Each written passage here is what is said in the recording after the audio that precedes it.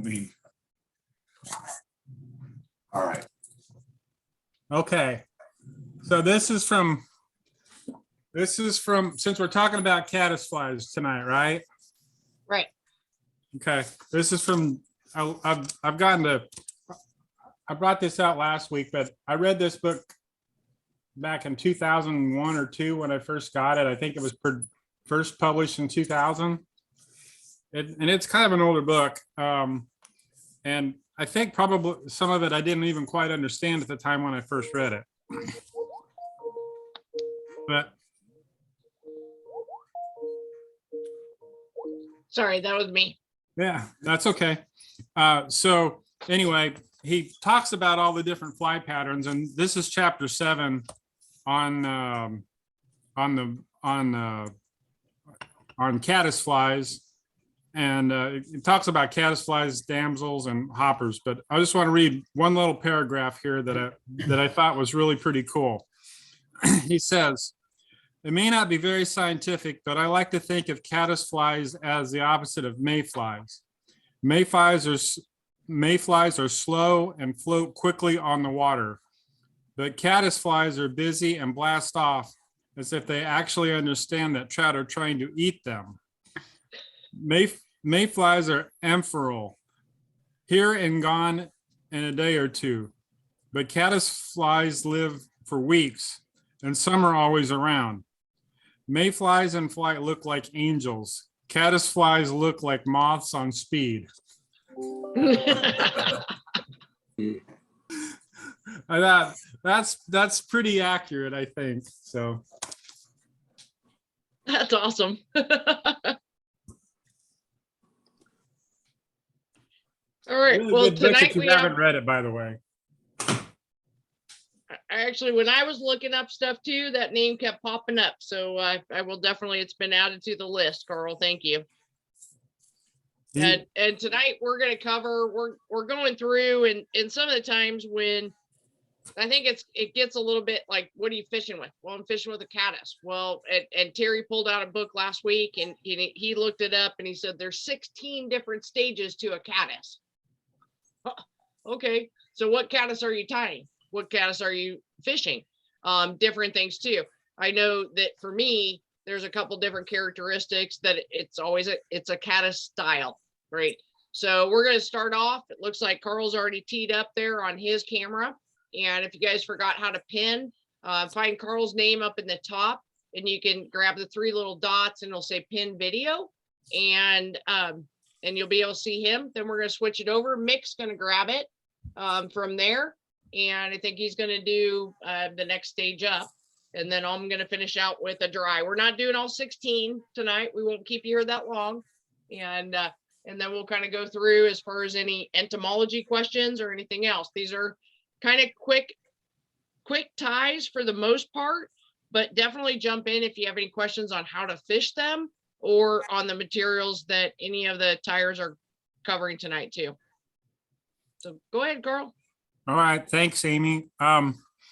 So I'm doing the caddis pupa, and I had to actually research this one a little bit because entomology is not really my thing. I was just like to try to figure out what we'll fish. So of course I had to go to Tom Hardgrove's, and I had to get a few items. So I got a few items to tie with tonight, but because none of them were anything that I really exactly had that wanted to look like on things that I found. There are some really cool videos on YouTube, obviously, with very in-depth, very delicate, very overdone fly patterns as far as the pupa goes, the pupa stage. And so I went into Tom's and asked him, I said, I need to tie some pupas for Healing Waters on Monday. I said, what should I use? He pulls out the box and he pulls out this thing. I don't know if you can see it right here. It's he called it a silverback. I think he called it a Carl silverback. But anyway, I said, okay, that's pretty cool. I said, well, all I need is some olive thread, some beads, and some nymph hooks that'll go along with it. He goes, okay, here you go. So anyway, so what we're going to use tonight is I'm using the for the hook, I'm using a Fastnet size 14 scud. And I've been trying to move over to more barbos hooks because I'm tired of kind of pinching my nippers down all the time. And sometimes I forget to debarb them when I'm fishing. So then I'm going to use that's for the bead heads. I'm going to use the Cyclops brand bead head. I bought 2 packages. I don't know how I got that, but I got 2 packages. I guess he figured one wasn't enough. So anyway, I got that. I'm going to use some, I'm actually going to use some 8/0 dark blood olive thread, and that's going to be part of the base of the body. And then the last product I'm going to use, and it is a pretty simple tie in a sense. I'm going to use some of this what they call D-rib clear,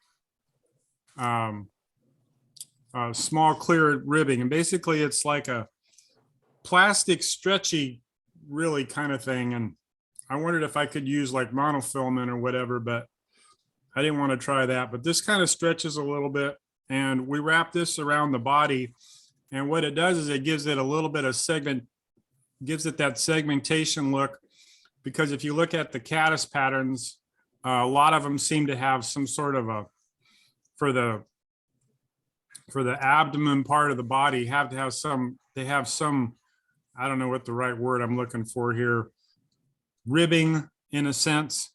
And then I'm going to tie this in 2 ways tonight. I'm going to tie it just, last piece, sorry. I'm going to use the silverback on it. And I've never fished this. This looks pretty cool. I think it would work well on the Missouri streams, because when you turn over the stones, you see a lot of mayfly nymphs. They're really kind of about this size. I'm going to be tying on a size, this is a size 14. I'm tying a little bit bigger than this one here. This is a 16 that I'm moving back and forth here.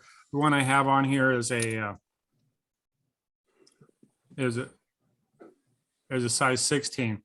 I'm also going to use a piece of mylar. This is a gold and silver mylar. The pattern that they had here had silver on it. So you can see, can you guys see that silver back on there? Yeah. So, and it gives it that kind of like, I don't know, glossy, ribby kind of look. So when I looked at some of the patterns online or different things on Caddis, some of them have that segmentation in there like that, and it's pretty pronounced. And then in John Jaroc's book, when I was reading further in that chapter, he says he ties a very simple pattern. He doesn't use this stuff. He had something else, but he likes to tie, you know, he says, when I sit down and tie a dozen of them, I make sure I put at least half of them with some sort of a soft hackle on it. And the soft hackle, he said, should extend past the body, because when that caddis pupa is emerging, the wings and the legs are kind of coming out of it. And this is a very simple pattern compared to some of them that you can find online on YouTube. Some of them are really intricate. So I don't want to spend that much time on a fly because I'm probably going to lose it. So anyway, but I'm going to tie 2 of those on there real quick. So first thing we want to do, get glasses on that I can see with. And we're going to take a hook. I like to put the hook upside down in here first versus trying to use it with my fingers. And I'm going to take one of these nickel plated bead heads, and there's 2 sides to it. There's a big side and a small side. And I'm going to put the small side in first.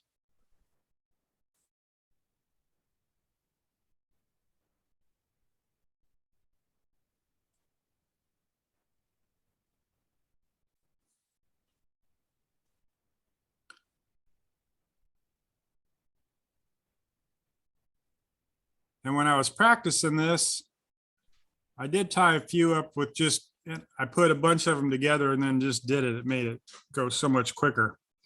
All right, so John Jurok says on his stuff, he doesn't like to put a lot of weight on his pupas.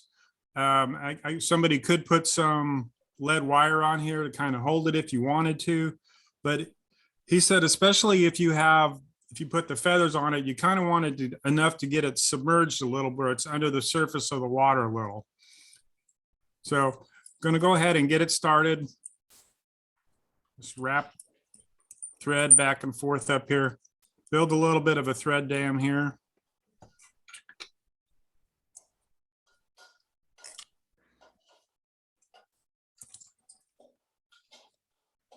I'm going to wrap back, and we're going to wrap all the way past up to the bend of the hook, way past here, right where my scissors are. And that's to give it that archy kind of look that it has.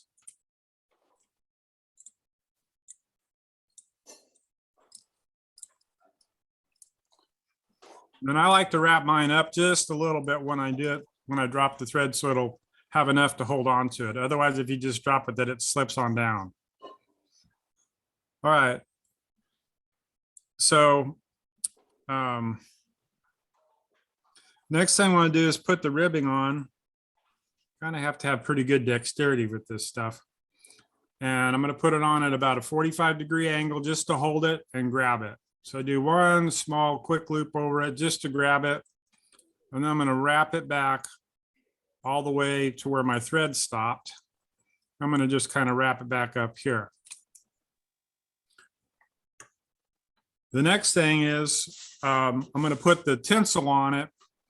And since we want a silver back, we need to tie where the gold face is actually facing up. So we're going to tie this onto the top of the hook.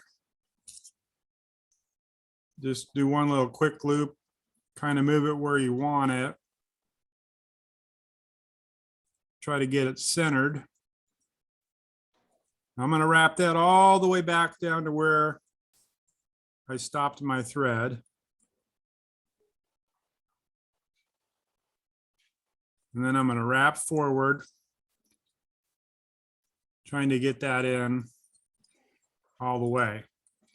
Then I'm going to just do a little thread wrapping up here to get some sort of an abdomen built up. And I was going to put this on with some sort of to get that a thicker thread. And I think if I was using the smaller hook, I would probably stay with the 8/0, but if I had to do this again, like I was practicing, I probably would have gone to maybe like a 6/0 thread just to kind of keep from having to wrap so much thread.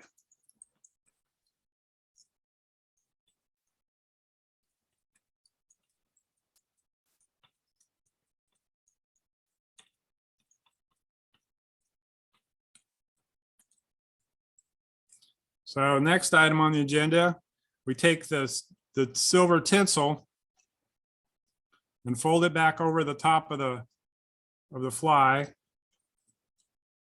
and hold it down with a little bit of force, because if you don't get it down very good, when you wrap that rubber over the top of it, it doesn't hold very well. So I tried this, just a couple things when I was learning to try this. I did try to leave this in here so I could tie it and maybe hold it a little tighter. That didn't work out so well. So I decided for myself, it was easier just to go ahead and trim it off, tie it in and trim it off, and get some good wraps behind it. So the next item is, and the thing about this D-rib, it's kind of squirrely because it doesn't really come in a package that you can just like wrap around something. So I guess if I had it, I'd maybe put it on a spool or something. But I didn't do that. So anyway, then you just take it, and with a little bit of force, you kind of have to hold it. And I didn't want to trim it off because I didn't want to waste too much. So just trying to maximize what I could use out of it.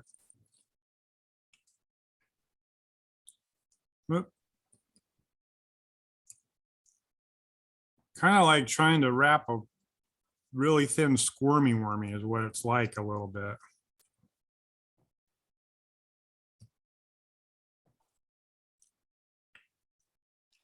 So that's clear then.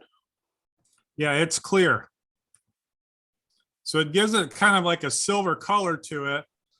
It gets enhanced by the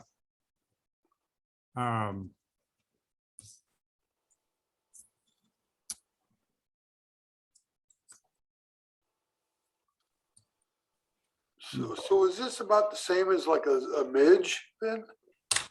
basically, yeah.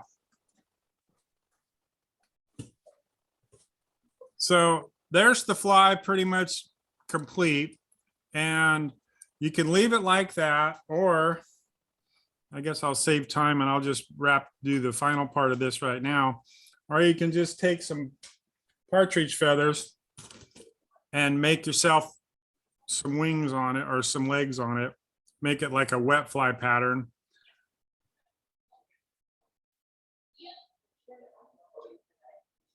So you could stop it, tie it off right here if you wanted to. Call it good, it'd be totally fine. So I'm gonna do a wet fly soft hackle wrap here.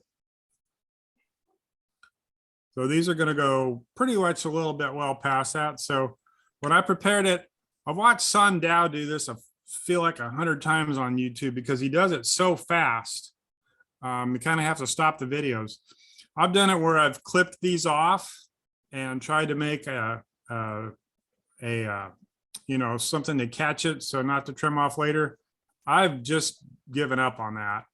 To me, it's a lot easier just to do this and wrap the thread around the feather and have something decent enough or big enough where you could see and hook onto it.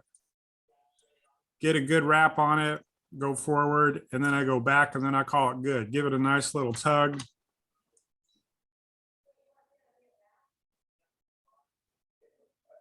Trim that off. Wrap it in a little bit more. Then take my hackle pliers.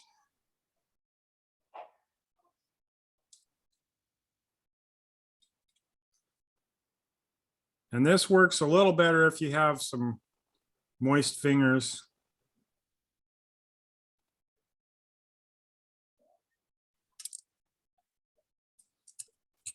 Whoop. Do that one again.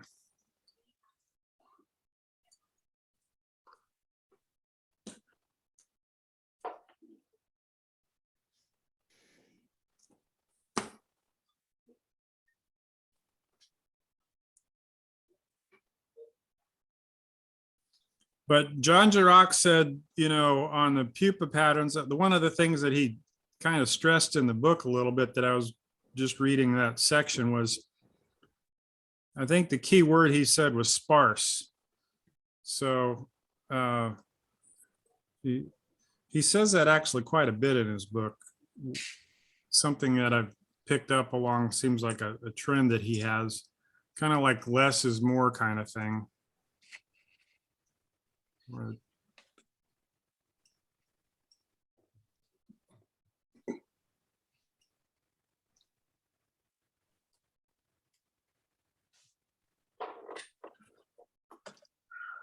Give it a nice little clip there.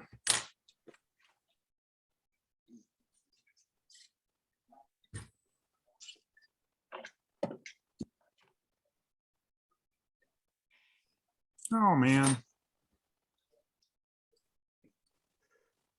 I'll give her one more try here. Let me get a good place to tie into there.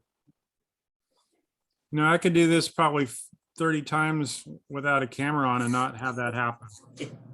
Happens every time. You know what? It happens to everybody.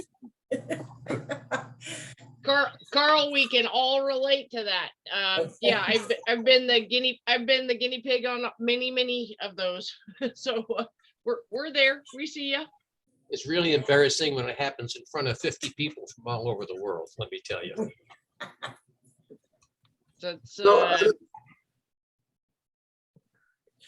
I don't know. I think it actually it's another good way too. And you know, the biggest thing is that it'll be amazing if we all just start talking right now. Carl's gonna nail this Yep. because it's the other thing is that silence, which is just really weird. I mean, we all tie whether or not it's with your music on or anything else, but when it's completely silent and nobody has any comments to it, it's not how we normally tie. And you don't think you're nervous until you're nervous. And then you just kind of go, really, I just missed that rap. But you got this, Carl. You got this. Yep. There, come on, Oh, come on. See, I know we're all looking going, "I got it. You can do it. There it is. That's Go, what I Carl, go." no, But yeah, it is do. Yay. it's unnerving. And you know, it was funny because I was working on something else and no, I haven't had a thread break in I don't know how long. And I told you guys as we started up the call, I'm like, darn it, one of my favorite bobbins, the whole thing just gave out. It like goes back and forth. Anyway, it shouldn't like it should not. It has its own thing going there. And then switching out to a new bobbin even. You go, darn it. We're So- just creatures of habit. Yay! See? And You I just gotta don't, talk. I didn't see where on the D-rib if this glue hurts it any. But you know, like if you use like squirmy wormy material and you put head cement on it, it'll just vaporize it. Or leave it in a hot car. Yeah, or Does leave that it in too. a hot car. So those are the two, that's the midge, that's a silverback. It was funny. This is silverback olive midge, really, I mean, not really a midge, but a caddis pupa pattern. And I'm definitely gonna be trying that this summer. Tom and Craig said it's a very effective pattern in Missouri. So anyway, that's all I got. Outstanding, Carl. Thank you very much. And nice Hey. job on the recovery there with your good job on that part too. The D ring that he was working with are the D vinyl, and it really is a cool product on that too. It does come in spools. You also can buy stretch tubing and stuff that comes in a roll, so it's kind of like undoing a leader. But you can, I'll show if anybody wants any kind of examples on that too. This is kind of the coolest stuff out there, really, because it really gives, you can get it in different sizes. And so I have one in a mid size and one that's in a nymph size, I think. And it's flat on one side and it forms over the top. So it looks like a D. And then it's easy as far as with the dexterity to be able to lay it down on your hook. The one thing is thread tension, because you got to lock this in. It is something where it's vinyl, so you got to lock it in. But other than that, great job. Mick, you are up next with your pattern. okay. I'm gonna pin myself so I could see what's going on. All right. So I did my research on larva and pupa, and everything I looked at looked the same to me.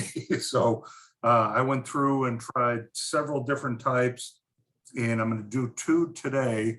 One of them I will not do because Carl just kind of did this, but kind of the one thing I saw was a lot of greenish colored body. So here is almost like a midge pattern green, and the other thing I always saw was a black thorax. So I won't do this one. This is one I tried. I'm going to use two different materials today, and both of them aren't on the most liked material list, squirmy worm material and mop fly. And here's One of them that I'll do is the mop fly, which still has a green larva body with some, I'll do better on the dubbing on this one around the neck. And then basically the squirmy worm grub looking body that we had Soon Tao teach us about a year ago, I think. So I'm going to do these two real quick.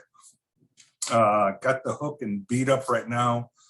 Again, everyone knows I like that wholesale fly company. So this is their model 28, which is a scud hook, the size 8, which is probably the biggest I tie on, but it's good for the video. And then their slotted tungsten bead, black, 1/8 size. So the first thing that I will be doing is putting down a thread base. And what I'm using right now, I will use it on this one, is the Semper Fly Nano Silk. And this was another thread that Soon Tao talked about. I would say I love this. It is a GSP, so it's the spun polypropylene. And so you must have really sharp scissors to cut this. But even you could barely see that thread, even though it's super thin. I could spin deer here with this, no problem. It makes for a real clean fly, but you do have to be careful where I won't use this on the squirmy worm material, because then you actually had the squirmy worm material sliding too much. So I'm just coming up with a base. See, even it's so thin, it doesn't make much of a difference on the diameter. So mop material, this is a true mop that we use for the floors. You just cut off a piece, and when you do, it will look like this. But you don't want to use it straight like this. You want to start, this is the end, and this is where you've cut off. You want to start pulling this off to get to some of the threads. And that's what you're going to anchor on. And it might take a little bit to see it, but eventually you could start seeing those straggler threads. This mop seems to have 4 threads on it, but you can start seeing it come undone. Kind of worked on this one already, but you could see the 4 threads, and that's what I'm going to use to lock down. So I'm going to just kind of measure it that I want this to go right below the beaded head. I'm going to lock that in. And with this nano silk, I could really crank on it. And I'm going to trim off those 4 threads. Sorry if I'm blocking.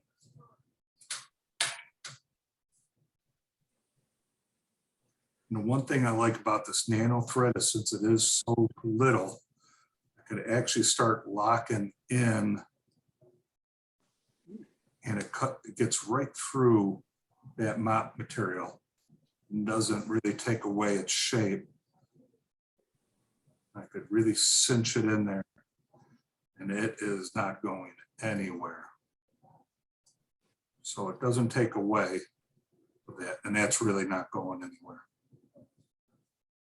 I will put my save feature in with a quick knot. And now I will use my dubbing. I do like this Ice Dub UV black. So it is black, but it does have a nice little flash to it.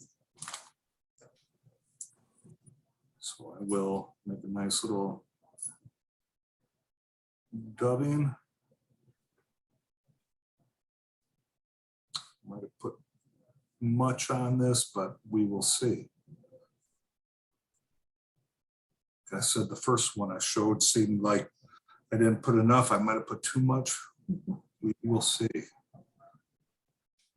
That actually looks pretty good.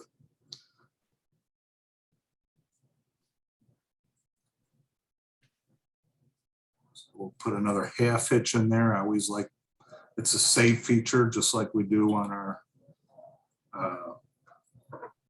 computers, but this is for the flies. So if you do have a mess up, I'm now going to just put a little of the Sally Hansen's just to kind of lock it in.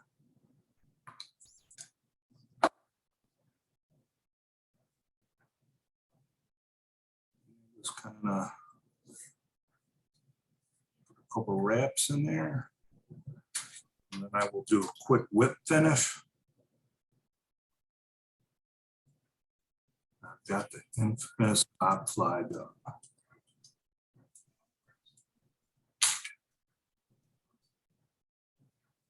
So there's the first one. Again, if you wanted, I have a little popsicle stick with some Velcro, and I could kind of tease it up a little bit, make it really look buggy. So there's the first one. So it is a mop fly. This really does good at Bennett. I fish it under an indicator, about 3 feet underneath, and this does very well. Have you found any white in the mop material? I do, and I have it in my bin, and then I also have a cream color too, and the cream does very well, and that is right up on top there. I have my getting Yeah, 'cause the last time we were down there, remember that guy was using that white? white. Yeah, he was killing them. So I also have, this was, if you ever use it for your windshield, Rain-X. This is one of their applicators, and it's got that cream, so it's almost like a, grub type. So I've got that, and then Yeah. I know Margie's looking. Don't see the- She doesn't see the white, but I do have white somewhere. Where'd you get it? Do you remember? What's that? Where did you get the white? It was actually given to me. We went to, I forgot there was another fly club that we tried, and it just didn't seem to suit us, but they actually had a bunch of it. But I'll even look for it if I can. So I've seen it before. Okay. It was given to me a little patch of it. But yeah, white does good. White has always done well for me at Bennett, even just the thread jigs. White does well, so. Yeah. Okay. John, here's a white that has a little bit of silver to it. And it's actually, if you can find anybody who bath mats, honestly, if you can look for a bath mat.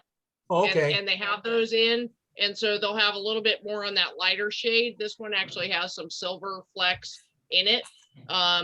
Works really well on that too. The other thing Mick mentioned as far as the Rain-X stuff and the ones that you can find for your car, microfiber, you need to run these through the washing machine though, or just hand wash them in the sink. You want to actually take out some of the, it's supposed to absorb some, but you just want to take away that finish that you can feel it when you are doing that. But if you don't wash them, they'll work fine. But some of them are actually meant to be more resistant to water. So if you tie a mop fly with the wrong material and all of a sudden you're like, my mop fly is floating, probably just, and again, Dawn dish soap, you can run it just in your hand wash, or you can run it through the washing machine, whatever you want to do on that. But sometimes there's a little bit of a film on there, and you just want to remove that. Don't use a dryer sheet, because that'll create, and it adds right back to it. So Okay. the dryer sheets add that water repellent part of it. And that's what you're trying to take out if you're hand washing these or run them through your washing machine. Cool. I'm going to look tonight. Thank you. You're welcome. And I have enough supplies for probably, I don't know, a lot of you. The other thing, when I have to laugh about mop portions of it, because it's always in the most unknown places. You look at the dollar store and, anyway, you can find it on Amazon. You can find it on a lot of different things too. They actually make slippers. These are to go over your feet. And so you can walk around in your house and like dust your floor. Not kidding, right? I guess if you don't, and so they do, they put it on your feet, but it's beige. So, I mean, and beige is a great color. So Anyway, and the other thing is that Pet Supply is also another one. I know we don't need to derail too much on, but mop flies. So this is another one. This is a dog toy. Okay, but look at those. Yeah, in the bright yellow and that kind of fuchsia color too. Yeah. And they're little nubs. They're smaller. So they're great for just a back end of like what Mick just tied. And you just want a little glimpse of like an egg laying. Oh, these things are, yeah. So even if you don't have a pet, check out the Pet Supplies. You can see if I can figure out how to incorporate that into a Tinkara fly. See, We knew that was coming. I was gonna say, on the front, I guess you could do it. I've done some in reverse, like done the mop on the front. I bet you Yeah. could figure it out with that. Yeah, I'm going to look into that. When I come down to Bennett in April, we'll try some new Tinkara flies with mops. Yep. I will. I'll set you up for a long time with. you can take a lot of this home with you. That was great, Mick. Thanks. Sakasa So we have Kabari one mop. more. It'll be the John Wright mop fly for your Tunkara rod, but you got to name your own fly. Yep. So I've got one more we could do, or if you need it for doing more. All right, I'll do a quick one. And this was again from Soon Tao. Now I won't use the nano silk on this because it's actually too slippery. So I'll just do the normal ultra thread. This at least gives bite to the squirming worm material, because if I don't, it does tend to try to unspin on me. So it needs something that will not spin. So again, I do want to put a nice base down, just then bring it back to the front. Squirming worm material, and this was from Soon Tao, this Castor Squirmito. He called out for it and it does very well. It's worm tan. And when you use this, and I've tried a couple, these you could really put some pressure on, and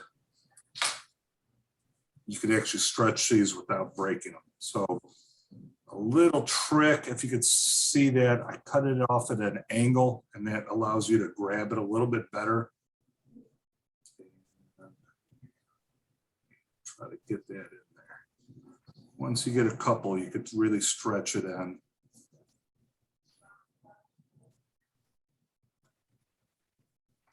Mick, as you're tying this, John had a Sure. question that jumped in with the chat as far as he was asking where everybody gets their hooks. My favorite is still Wholesale Fly Company. And when I get them in little bags, they come in bags that look like this. And these are beads. I get my beads from them too. And if you just look on the web, www.wholesaleflycompany.com, this is where I get most of my hooks. You almost get like 100 of them for $7. And he ships them immediately. If you order tonight, he'll have it out by tomorrow. If you order in the AM, he's got it out in the afternoon. He's been very good. Bob, say a quick thank you on all his receipts to you. So, okay, with the squirming material, just like Soon Tao said, I'm sorry, I'm going to kind of block it. You're kind of going between your thumb and finger trying to hold this in place because it will try to run on you. And you're just going, touching side by side, and don't rush trying to get it to the top. And then as you're going forward, take less of a pull, so you're kind of making it a little bit fatter towards the end. And so there you could kind of see it there.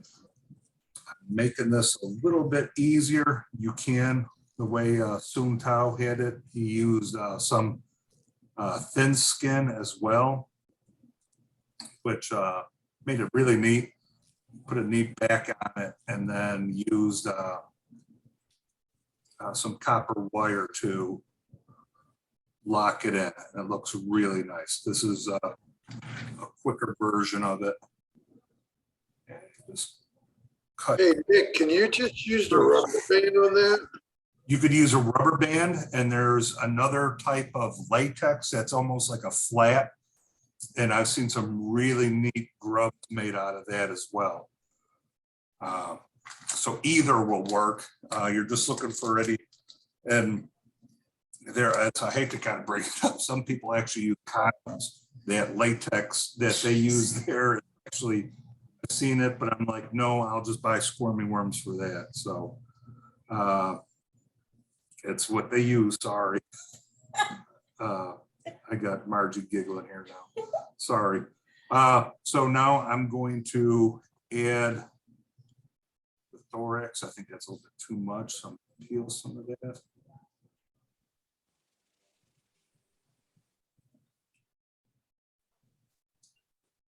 Oh.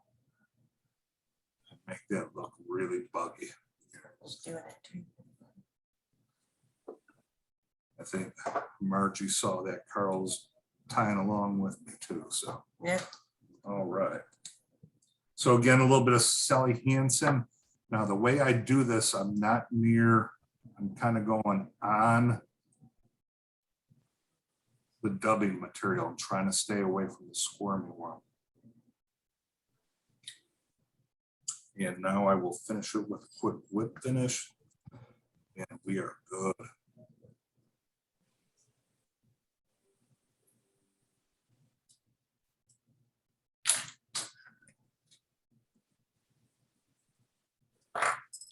And then again, I like to kind of just tease up the W, make it look real nice and buggy. And there you go. So those are the two versions that I'm bringing to the table. So squirmy worm and the mop fly. Very nice. Very, very, very nice. And yeah, some fun materials that you just kind of think, no, I'm never going to use that. And then you find yourself using it, right? It's Yeah. just the way it goes. So we've covered right now and with the caddis, and I think also understanding where it's coming from. So rock, sand, whatever, as far as low level, and it's coming up, and the larvae, and then how that emerges out, which that really started to show on the mop fly, right? They usually kind of almost have a rock casing around them, and it looks like something trying to bust out the end.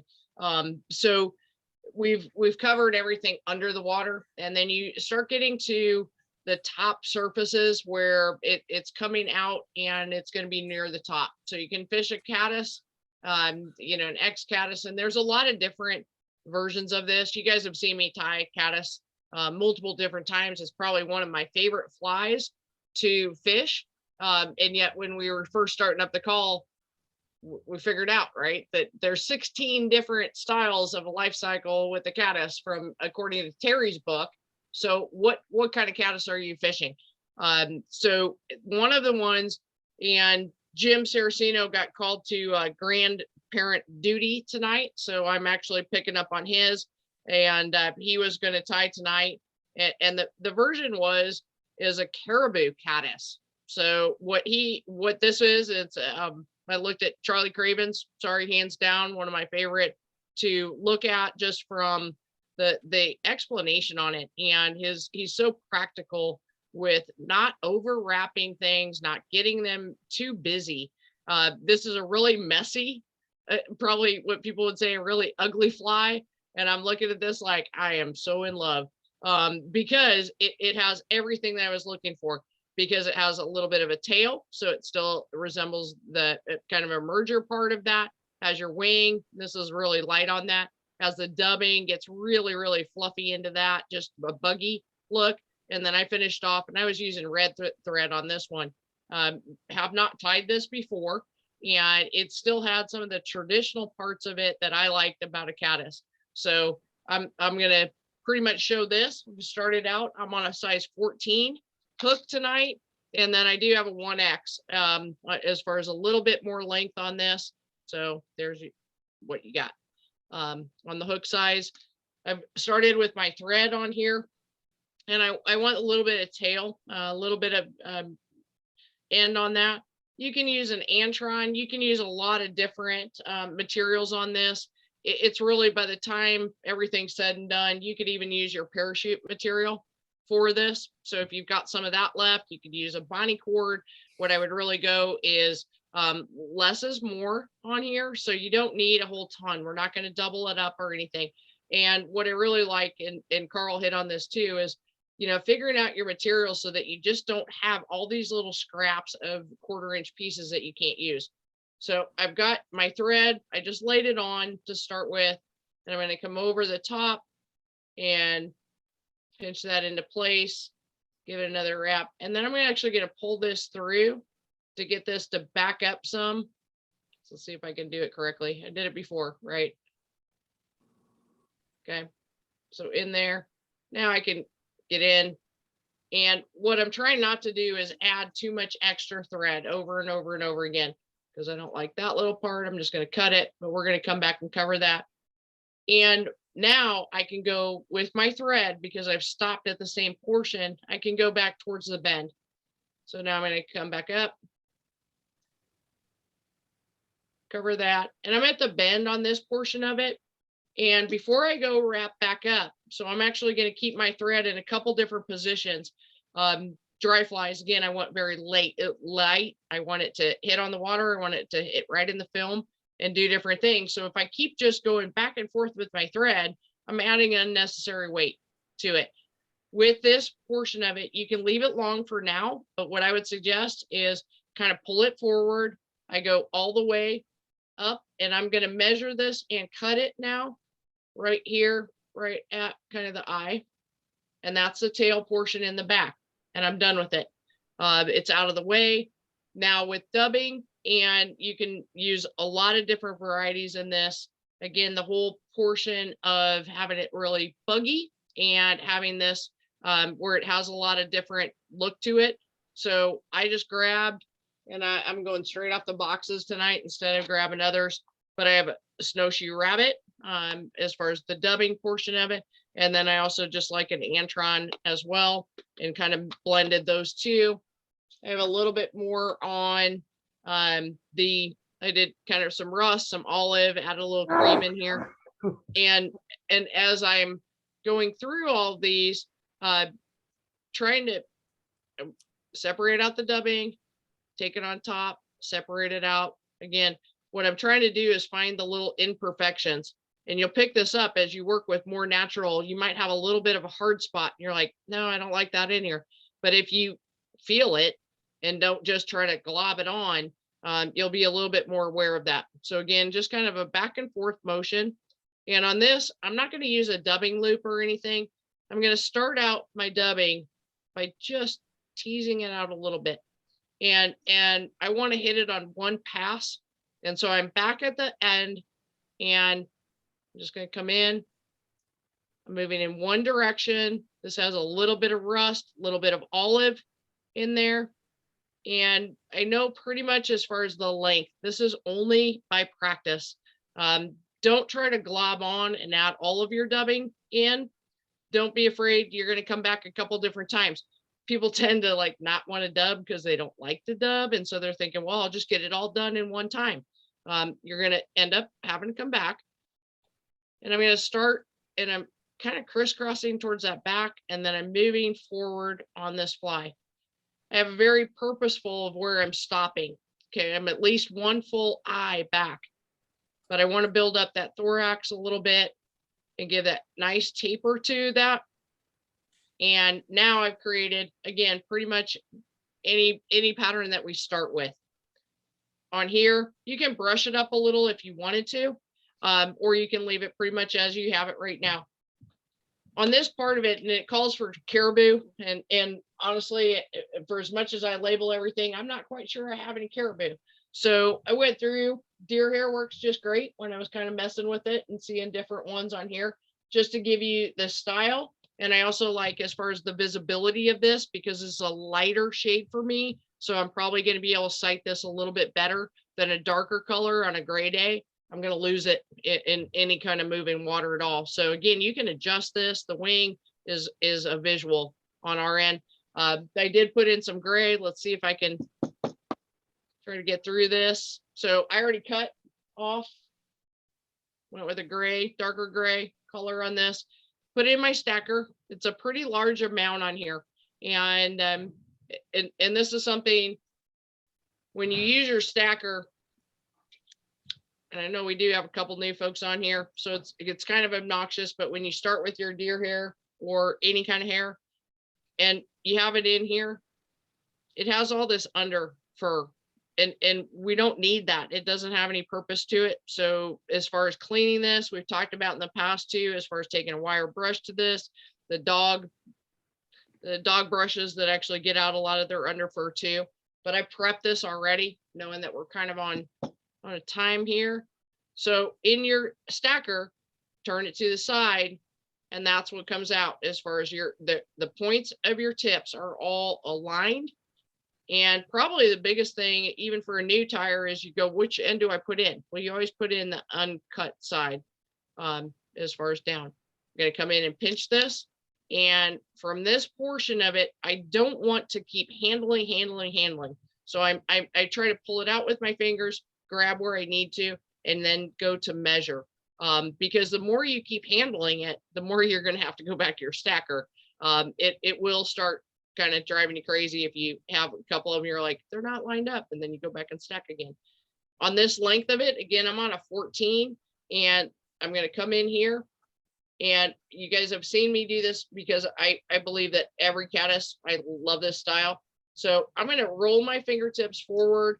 I'm going to come over, I'm going to cut this, and I'm right on the edge. So it almost looks like I have nothing to tie into until I roll my fingertips back. And right now I'm in, and I've got a lot of hook shank to work with. If you saw that, I left a lot of that bare. I go over once, I go over twice. I'm going to pull up, and you can see that dandelion head kind of creates right there. And I'm just going to keep going right on through that, because this has a completely different, and I'm holding on to, and you saw that wing flare on that, but I'm going to keep going through this because I'm not trying to keep this like on a traditional caddis on it. If you all of a sudden feel like, well, wait, where'd the head go? That's what your bodkin. Go ahead and just kind of push that back if you need to. You can also come in at this point now, because all of your threads should be buried. You can come in and cut that more, because we're going to cover this. It's a little bit more buggy and brushy. It doesn't look very pretty, but that's okay. But it still gave you a great wing.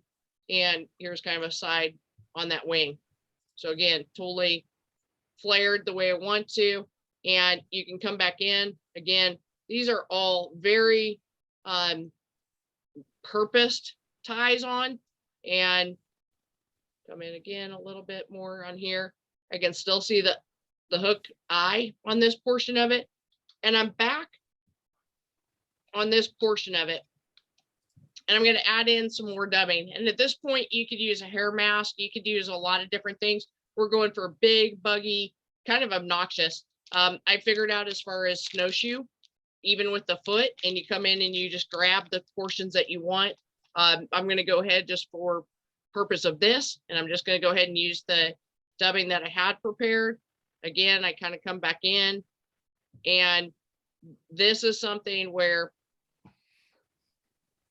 I want to grab in, get my thread on here. Oops, I just yanked that around.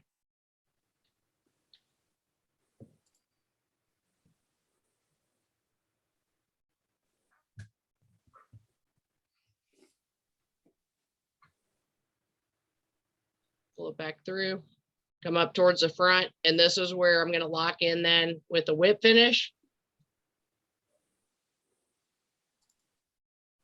And I'm done. Believe it, I'm not sure if it shows as much on this side, but it is something where if you have any of the fibers that you need to clear back, you can clear that back. and I still have a clear view on this eye, but you can turn it. And the other part is you can also turn it on the underneath side. If any rolled on you, come just through there and just clear it. You can make it flat. So it's not as difficult. Like if you all of a sudden, as you're pinching things, and if they move on you, you can come back in and clear it from this, and your wing still will give you that nice wing over the top. So that's what I have real quick. That would be the one that that's on what speed or whatever that Mick or Carl told us about at the front. So what stage of life is that fly again?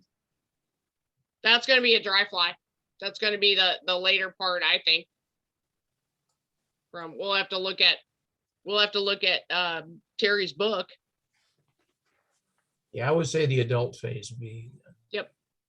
Yeah, dry fly. And so Yeah. you'd fish it like a dry fly. Yeah, probably right after it emerges would be my guess. Prior to its egg laying. Yeah.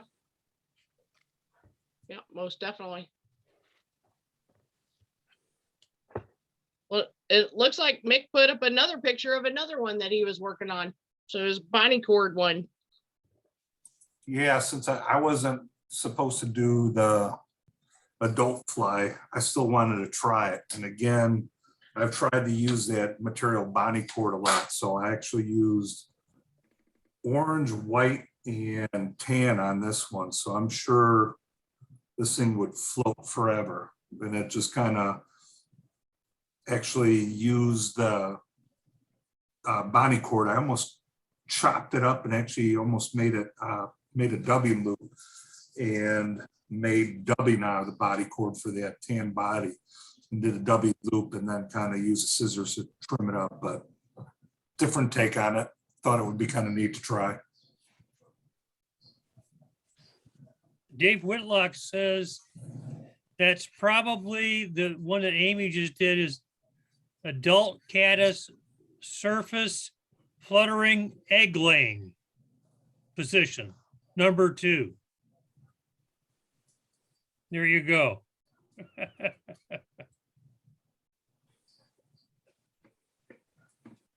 I love it.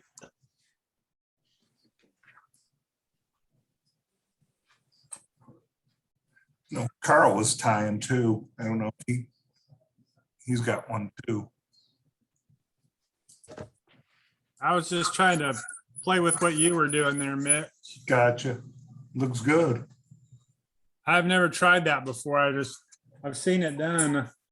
But I thought that would be, I bought some of that squirmy wormy stuff because I decided to make myself being the New Mexico elitist that I learned how to tie dry flies and fish dry flies when as a kid. Then come to Missouri and everybody talks about fly fishing with nymphs. I made myself a new fly box. I don't know if you can read that. There you go. That's awesome. And if you can't read it, it says trout park flies. Use when others don't work. And that way, if I die or fall off the planet and my kids have to take over this, they can go back through and see what works. So I got squirmy wormies and I tried a mop fly. This is Carl's version. And I was just messing around with stuff. I had some old beads that I was playing with. And so I was just dinking around here one day. That works. I had some beads and I put them on with like super glue, and I was just That's cool. I was just piddling around. That's awesome.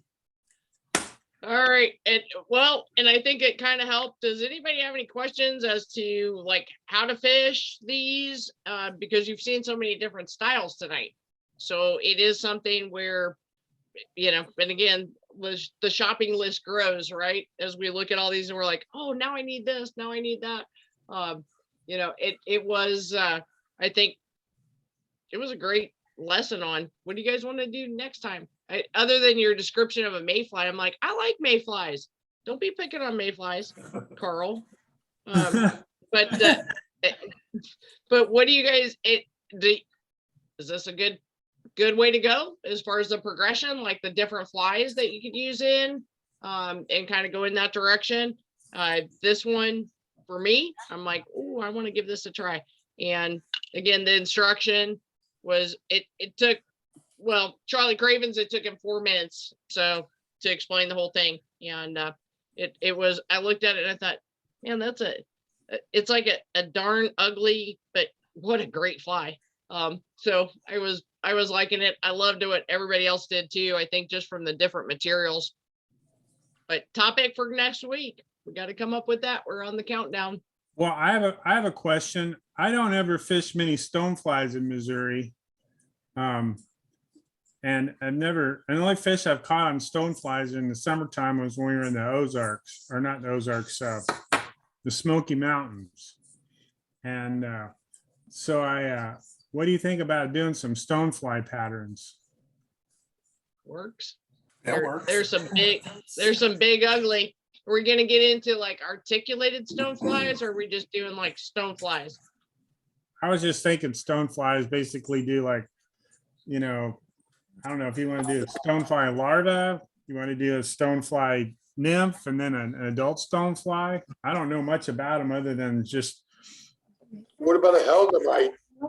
yeah, like a Helgamite, yeah. All right. I think we're probably only gonna be able to fit 2 in by the time you tie those. I don't think we'd be able to get around the horn with 3.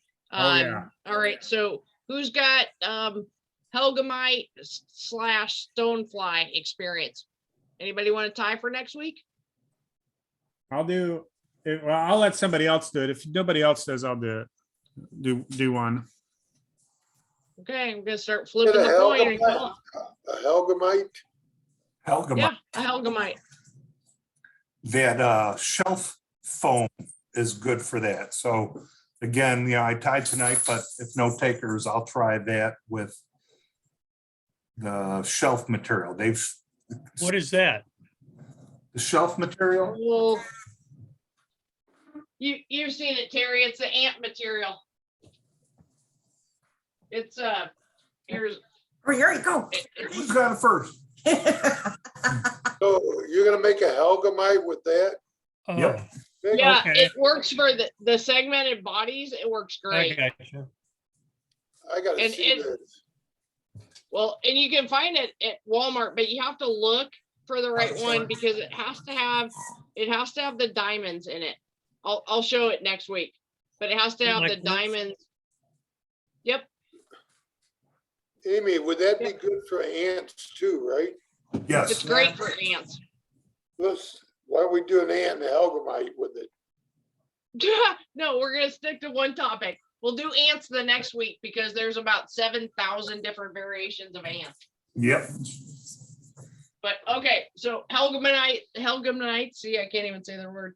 All right, so we'll do that, and I don't know. We'll just everybody. If you need shelf materials too, I've got enough to last you till I don't know when. If you need some, just send me a message and I'll drop some in the mail for you.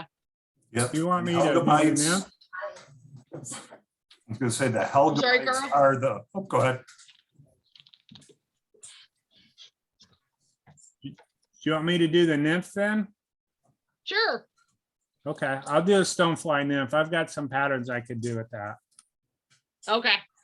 Anybody else? I mean, anybody have a mature stonefly that's just like awesome? I do. Jim Stanley. Ooh, wow. He's looking at me like, do not call on me. No adults, Henry's Fork Golden Stone is a pattern we tie in class, but that's like one fly for the whole session. I was gonna say, it's hard to Yeah, get you- that many in. Yeah. Yeah. Hey, It's a big Jim, one. Jim, Don Peterbaugh had a foam a foam stonefly that he tied that was fairly straightforward. Could you do that one?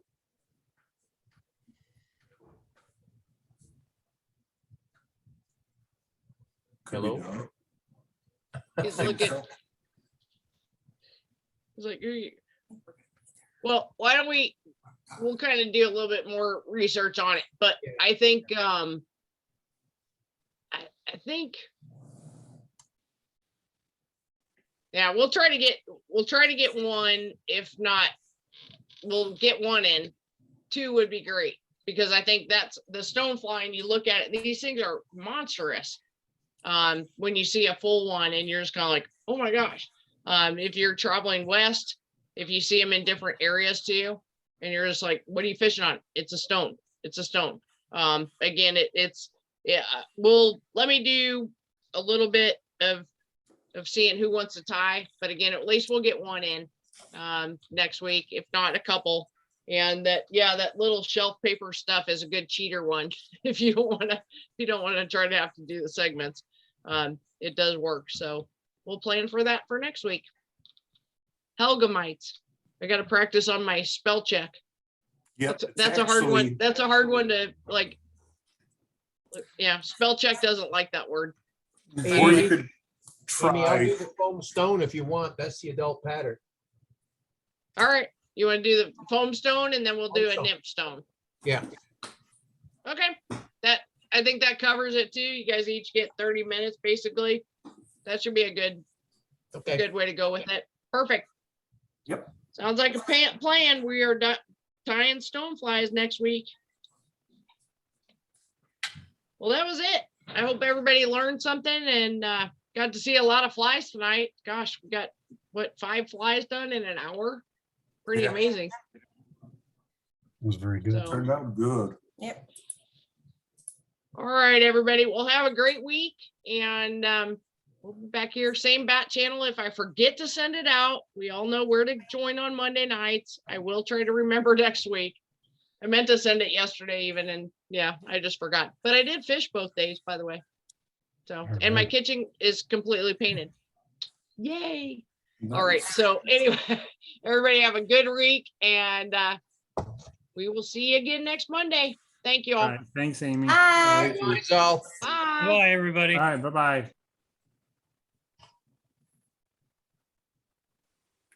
Thanks, Mick. You're welcome.